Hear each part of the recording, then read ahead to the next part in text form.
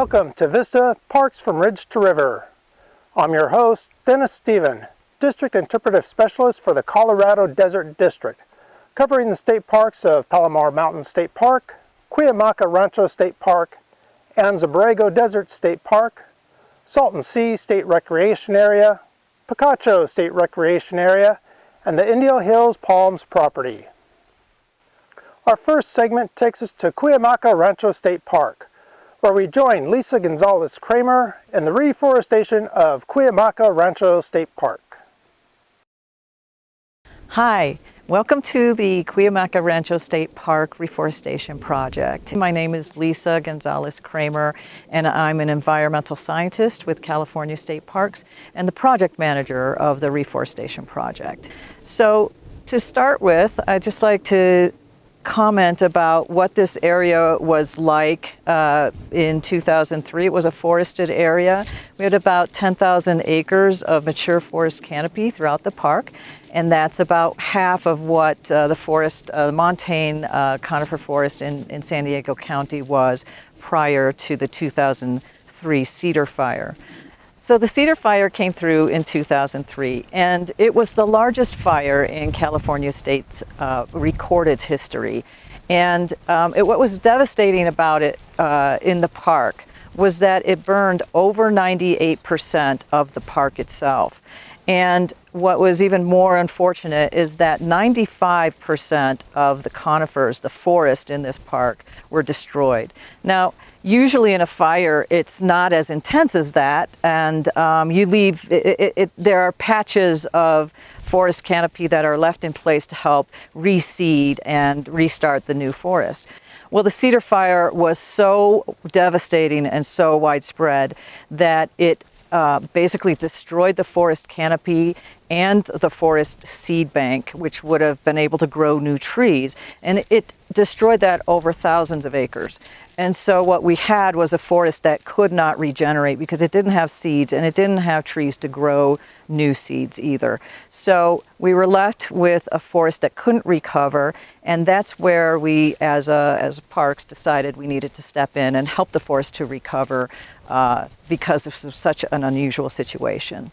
So what we've done here is we're designing a project to help replicate what would have happened in the case of a less intense forest fire. And we're planting a mosaic of patches that will then grow to maturity and be the seed source that will help to reforest all the other acres.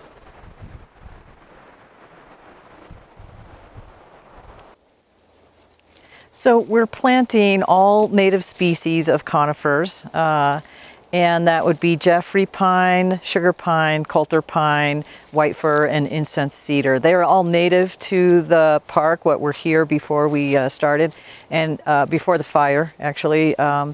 And what we do is collect seed from remaining trees in the park, and then we store them in the seed bank up north, and actually plant them a year ahead of time at the nursery, and we plant year-old seedlings here at the time of greatest precipitation, and that's in the winter.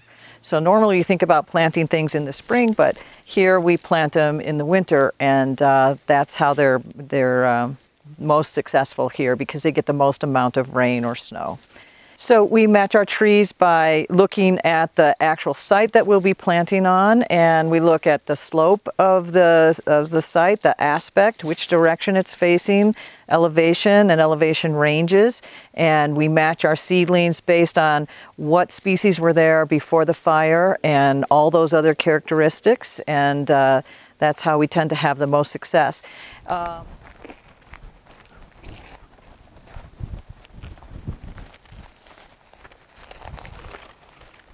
So this is a yellow pine, and we probably planted this in 2013. It's just, I don't know, 2 feet tall, and it's right now spent the last 3 years putting down a taproot that's fairly deep so that it can gain some water and resources and then be ready to sprout up. So this is in a really healthy. You can see we've used a shade card down here when it was young when it was first planted, to help protect it from the hot summer sun and keep it cool. And then we also used mulch mat. It's kind of deteriorated at the bottom here, but basically it helps to keep the ground cool at the root level as well. Now, the Reforestation Project is located at the headwaters of both the upper San Diego River watershed and the Sweetwater River watershed. Now, both of these watersheds supply fresh water to San Diego County. They're important for that water supply for the residents of San Diego County. And so when we help the forest to recover more quickly, we're able to help protect these watersheds and the water quality in them by reducing erosion, reducing the amount of nutrient and sediment runoff into the rivers and streams that would flow downstream. That helps to protect the water quality downstream.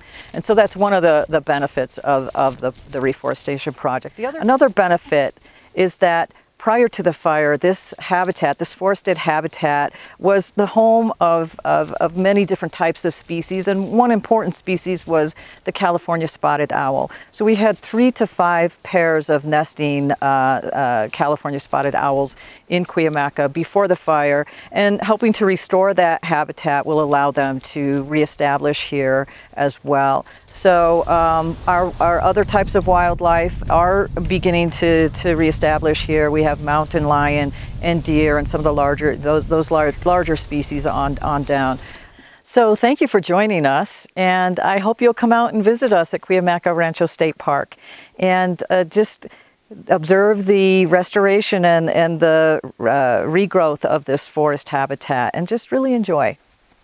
Our next segment takes us to Anza-Borrego Desert State Park, where we explore the wilderness areas that make this park so magnificent and keeping it wild.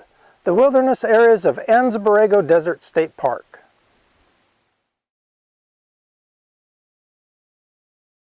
State wilderness areas are special places within California state parks, set aside for the protection of rare and endangered plants and animals, and provide opportunities for you to visit and explore natural areas untrammeled by man, where man himself is a visitor who does not remain.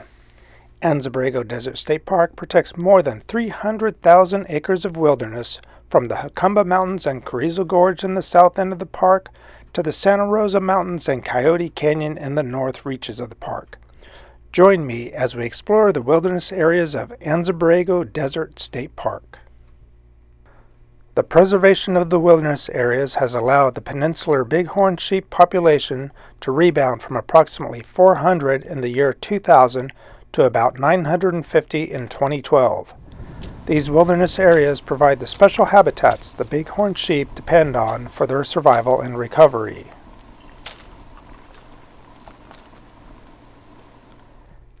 In order to escape their predators such as mountain lions, coyotes, and bobcats, bighorn sheep need steep, rugged, mountainous terrain to take advantage of their climbing abilities.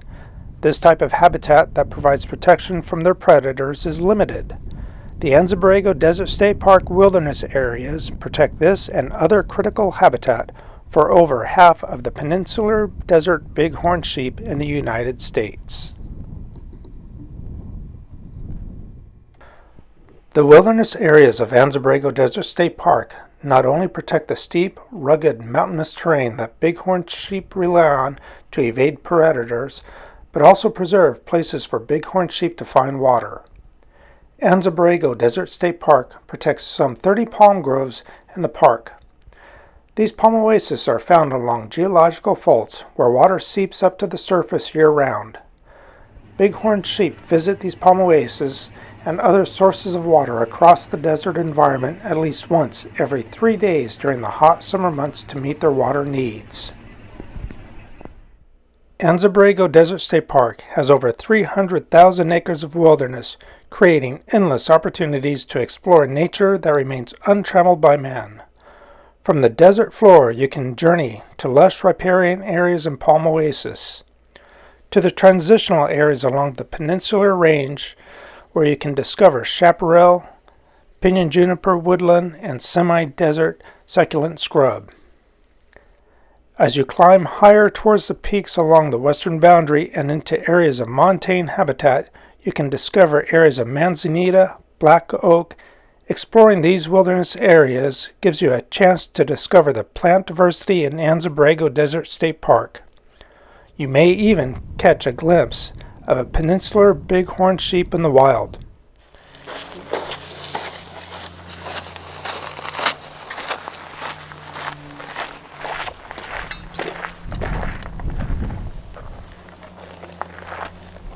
These wilderness areas also provide outstanding opportunities for solitude, exploration, and a chance to escape the stresses of daily life. You can help protect these magnificent wilderness areas so future generations to come can admire them as you have and pass on their natural beauty as a gift to the future generations. When you visit Anza-Borrego Desert State Park, remember that only street legal vehicles are allowed. Drive only on the designated park roads. You can get a map showing these roads at the Visitor Center or check the official Anza-Borrego Desert State Park website. Park your vehicle next to the road. Remember that the wilderness areas should remain as though they have been untouched by man.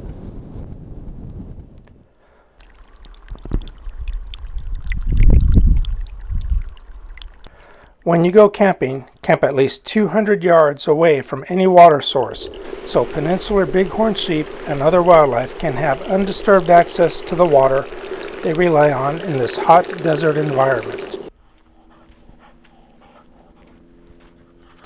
Dogs are welcome on designated park roads and camping areas of Anza-Borrego Desert State Park. If you would like to bring your dog, please remember they are not allowed on trails or in the backcountry. We aspire to keep our wildlife undisturbed in their home.